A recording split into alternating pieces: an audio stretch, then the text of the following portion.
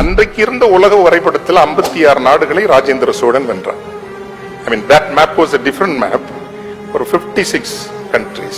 எத்தனை ஆண்டுகள் இந்தியாவின் ஒரு 60%, உலகின் ஒரு 56 நாடுகள் எங்க இருந்து நிர்வகிக்கப்பட்டது? கங்கை கொண்ட சோழபுரம். How many years? யாரா சொல்லுங்களேன், ரொம்ப சந்தோஷப்படுவேன். 196 years. 196 years.